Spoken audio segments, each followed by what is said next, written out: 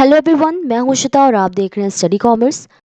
इस वीडियो में हम डिस्कस करेंगे अकाउंटिंग से रिलेटेड कुछ एक्सपेक्टेड क्वेश्चंस। हमारे वीडियो की पीडीएफ्स आप डाउनलोड कर सकते हैं एट ₹100। ये एक वन टाइम पेमेंट है। आप फ़ोनपे, गूगल पे या किसी भी अदर यूपीआई से दिए गए नंबर 7317240017 इस पर पेमेंट करके हमें ज्वाइन कर सकते हैं। और अगर आपकी कोई क्वेरीज है तो आप यहाँ व्हाट्सअप करके भी हमें पूछ सकते हैं। तो चलिए शुरू करते हैं। सबसे पहला क्वेश्चन है हमारा कि इनमें से कौन सा स्टेटमेंट करेक्ट नहीं है।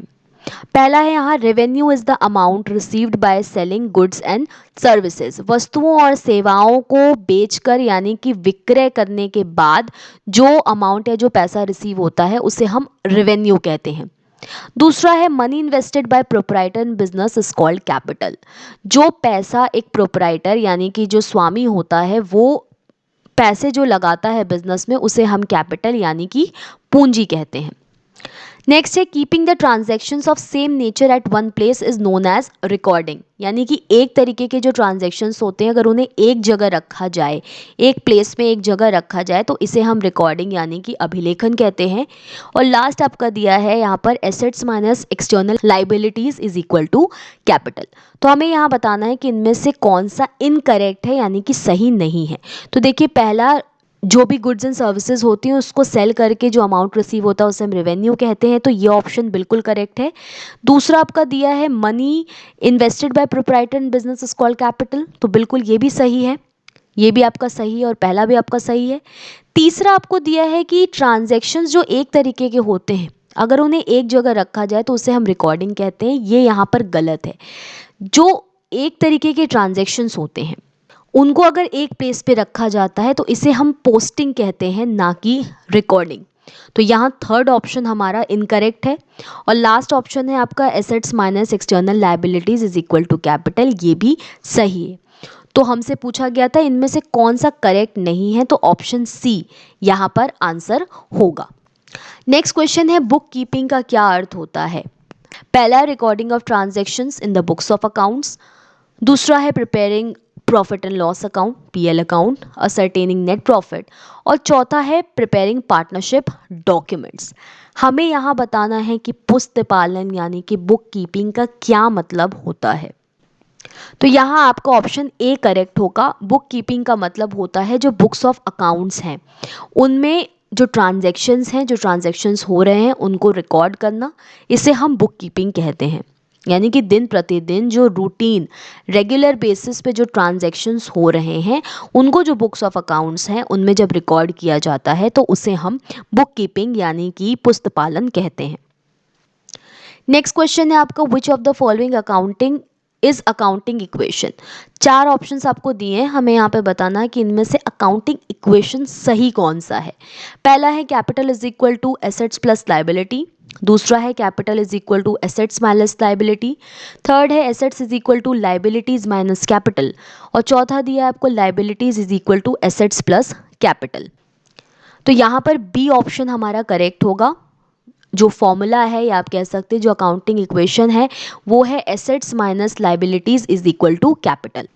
ये यहाँ पर आप देख सकते हैं ये डबल एंट्री सिस्टम पर बेस्ड होता है कि हर ट्रांजैक्शन क्या होता है उसका डुअल एस्पेक्ट होता है। यानी कि एक डेबिट होता है, एक अकाउंट डेबिट होता है और दूसरा क्रेडिट होता है। आगे बढ़ते हैं। नेक्स्ट क्वेश्चन है हमारा, यहाँ पर असर्शन दिया हुआ है आपको, यानी कि स्टेटमेंट वाइज क्वेश्चन दिया है। पहला स्टेटमेंट है कि accounting is the language of the business. Accounting को बिजनेस की लैंग्वेज कहते हैं। रीजन यहाँ पे दिया है, accounting provides all information needed bye businessman. Businessman को जो भी इंफॉर्मेशन चाहिए होती है वो उसको अकाउंटिंग के द्वारा मिलती है। चार ऑप्शंस आपको दिए गए हैं यहाँ पे। अब यहाँ पे जो पहली बात लिखी गई है वो सही है कि अकाउंटिंग को बिजनेस की लैंग्वेज कहा जाता है, बिजनेस की भाषा कहा जाता है अकाउंटिंग को। क्यों कहा जाता है अकाउंटिंग को बिजनेस की लैंग्वेज, तो कई सारे यूजर्स होते हैं अकाउंटिंग इंफॉर्मेशन के जिन्हें बिजनेस से रिलेटेड इंफॉर्मेशंस चाहिए होती हैं। अब कोई भी बिजनेस कोई नेचुरल पर्सन तो है नहीं, व्यक्ति तो है नहीं। तो यहाँ पर भी ट्रांजैक्शंस होते हैं, जो भी काम होता है उनको क्या किया जाता है, उनकी अकाउंटिंग की जाती है। जितने भी ट्रांजैक्शंस होते हैं उनकी अकाउंटिंग की जाती है, और यही जो अकाउंट्स होता है ये यूज़र्स को इन्फॉर्मेशन प्रोवाइड करता है, जो भी इंफॉर्मेशंस उनको ज़रूरत होती है। तो यहाँ जो रीज़न दिया है वो भी करेक्ट है कि अकाउंटिंग क्या करता है बिजनेसमैन को, बिजनेसमैन भी वन ऑफ द यूज़र है। तो बिजनेसमैन को अकाउंटिंग क्या करता है, बिजनेस से रिलेटेड जो भी इंफॉर्मेशन है वो प्रोवाइड करता है। तो दोनों ऑप्शंस यहाँ पे आपके सही हैं। तो यहाँ पर पहला ऑप्शन हमारा करेक्ट होगा, both A and R are true and R is correct explanation of A. आगे बढ़ते हैं। नेक्स्ट क्वेश्चन है the user group of accounting information is. यहाँ पे आपको बताना है कि अकाउंटिंग इन्फॉर्मेशन की यूजर्स कौन कौन से हैं। पहला ऑप्शन है आपका ओनर ऑफ द बिजनेस, दूसरा है मैनेजर्स ऑफ द बिजनेस, और तीसरा है potential investors of the business, और चौथा आंसर है आपका यहाँ पर ऑल द अबव। तो यहाँ आंसर होगा ऑल द अबव। चाहे बिजनेस का ओनर हो, मैनेजर्स हो या इन्वेस्टर्स हो, इन सबको अकाउंटिंग इन्फॉर्मेशंस की ज़रूरत होती है, तो इन्हें हम यूजर्स ऑफ अकाउंटिंग कहते हैं। तो यहाँ आपका ऑप्शन होगा ऑल द अबव। अगला क्वेश्चन देखते हैं। यहाँ आपको बताना है कि इनमें से जो स्टेटमेंट्स दिए गए इनमें से सही कौन सा है, ट्रू स्टेटमेंट कौन सा है। पहला है building account is a nominal account, दूसरा है outstanding rent is a non personal account, तीसरा है every debit has a corresponding credit, और चौथा दिया है इनकम्स आर डेबिटेड। अब यहाँ ध्यान दीजिएगा, हमें यहाँ पे ट्रू बताना है कि सही ऑप्शन कौन सा है। सबसे पहला आपको दिया है building account is a nominal account, जो कि गलत है। बिल्डिंग अकाउंट एक रियल अकाउंट होता है, ना कि नॉमिनल अकाउंट। दूसरा है outstanding rent is a non personal account, ये भी गलत है। आउटस्टैंडिंग रेंट जो होता है ये एक पर्सनल अकाउंट होता है। नेक्स्ट है every debit has a corresponding credit, ये ऑप्शन यहाँ करेक्ट है। जो अभी हमने बात किया डबल एंट्री सिस्टम की, तो ये ऑप्शन करेक्ट है। लास्ट ऑप्शन हम देख लेते हैं, ये भी गलत है, इनकम्स आर डेबिटेड, तो ये गलत है। इनकम को क्रेडिट किया जाता है और जो एक्सपेंसेस होते हैं उनको डेबिट किया जाता है। थर्ड ऑप्शन आपका करेक्ट है, every debit has a corresponding credit. अगला क्वेश्चन देखते हैं। यहाँ आपको कुछ एक्टिविटीज दी गई है। पहला है summarising the performance of the business, दूसरा है एनालाइजिंग द बिजनेस ट्रांजैक्शंस, तीसरा है इंटरप्रेटिंग द रिजल्ट्स, और चौथा है रिकॉर्डिंग ऑफ ट्रांजैक्शंस। हमें इनके करेक्ट सीक्वेंस को बताना है। तो यही सीक्वेंस यहाँ सबसे पहला क्या होगा, रिकॉर्डिंग किया जाता है ट्रांजैक्शंस का, रिकॉर्डिंग करने के बाद उनको एनालाइज किया जाता है, फिर उन्हें समराइज किया जाता है, और एंड में जो रिजल्ट्स हैं उन्हें इंटरप्रेट किया जाता है, यानी रिजल्ट्स को निकाला जाता है। तो सबसे पहले यहाँ पर ऑप्शन डी होगा, यानी फोर्थ होगा, उसके बाद सेकंड होगा, तब फर्स्ट होगा, और फिर थर्ड होगा।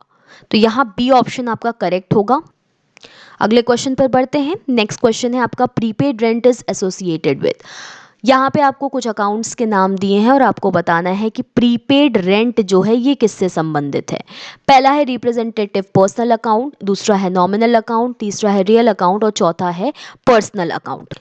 तो यहाँ आपका ऑप्शन ए करेक्ट होगा, रिप्रेजेंटेटिव पर्सनल अकाउंट। हमने पहले भी पढ़ा है कि जो रेंट होता है ये एक नॉमिनल अकाउंट होता है। अगर इसके पहले या इसके बाद में अगर कुछ शब्द जोड़ दिए जाए, यानी कि कुछ प्रीफिक्स या सफिक्स ऐड कर दिया जाए, तो ये क्या हो जाता है, रिप्रेजेंटेटिव पर्सनल अकाउंट बन जाता है, यानी कि किसी एक ग्रुप को ये रिप्रेजेंट करता है। तो प्रीपेड रेंट जो है यहाँ पर रिप्रेजेंटेटिव पर्सनल अकाउंट होगा। नेक्स्ट क्वेश्चन है earned but yet not received income is treated as. पहला है एसेट्स, दूसरा है लायबिलिटी, तीसरा है कैपिटल, और चौथा है लॉस। तो ऐसी कोई इनकम जो कि अर्न तो कर ली है पर अभी हमें कैश में रिसीव नहीं हुई है, उसे एसेट्स माना जाता है। ध्यान रखिएगा, यहाँ इनकम की बात हो रही है, तो इनकम अर्न हो गई हो बट रिसीव ना हुई हो तो उसे एसेट्स मानते हैं। अगर कोई एक्सपेंसेस है जो कि ड्यू तो हो गया है लेकिन अभी तक पेमेंट नहीं किया गया है, तो उसे हम लाइबिलिटीज़ के हेड के अंतर्गत रखते हैं। अगर इनकम है जो अर्न हो गई है बट रिसीव नहीं हुई है तो उसे हम एसेट्स कहेंगे, और ऐसी कोई एक्सपेंसेस है जो कि ड्यू तो हो गया है बट पेमेंट नहीं किया गया है, उसे हम लाइबिलिटीज़ के अंतर्गत रखते हैं। तो यहाँ आपका ऑप्शन ए जो है ये करेक्ट होगा।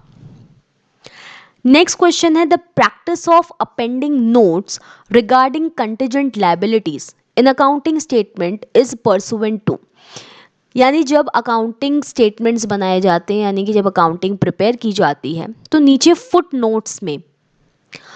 नोट्स में अगर कोई कंटिजेंट लायबिलिटी है, यानी ऐसी लायबिलिटी जो अभी करंट में तो लायबिलिटी नहीं है पर संभावना है कि फ्यूचर में वो लायबिलिटी बन सकती है, इसके बारे में जो अकाउंटिंग स्टेटमेंट्स होते हैं उसके बाद फुट नोट्स में एक इन्फॉर्मेशन दे दी जाती है कि इतनी कंटिजेंट लायबिलिटी है। ये किस आधार पर किया जाता है? पहला ऑप्शन है कन्वेंशन ऑफ कंसिस्टेंसी, दूसरा है मनी मेजरमेंट कॉन्सेप्ट, तीसरा है कन्वेंशन ऑफ कंजर्वेटिज्म और चौथा है कन्वेंशन ऑफ डिस्क्लोजर। ये दिखाया जा रहा है कन्वेंशन ऑफ फुल डिस्क्लोजर की वजह से। जो ऑप्शन डी है वो आपका करेक्ट होगा कि कंटिजेंट लायबिलिटीज को जब अकाउंट बनाया जाता है तो फुटनोट्स के तौर पे कन्वेंशन ऑफ डिस्क्लोजर यानी कि कन्वेंशन ऑफ फुल डिस्क्लोजर के आधार पर दिखाया जाता है। जितनी भी इंफॉर्मेशंस हैं अकाउंटिंग में वो शो करी जानी चाहिए। कंपनी से रिलेटेड जो भी इंफॉर्मेशंस हैं, एसेट से, लायबिलिटीज से जो भी रिलेटेड इंफॉर्मेशंस हैं, जितने भी खर्चे किए गए हैं, जितनी भी इनकम आई है, ये सारी चीज़ों की पूरा डिस्क्लोजर किया जाना चाहिए अकाउंटिंग में as per convention of full disclosure. तो आज की इस वीडियो में हमने अकाउंटिंग से रिलेटेड कुछ क्वेश्चंस देखे। आने वाले वीडियोस में हम और भी क्वेश्चंस डिस्कस करेंगे जो पहले कभी एग्जामिनेशंस में पूछे जा चुके हैं या जिनकी संभावना है कि आगे वो एग्जामिनेशंस में पूछे जाएंगे। Thank you.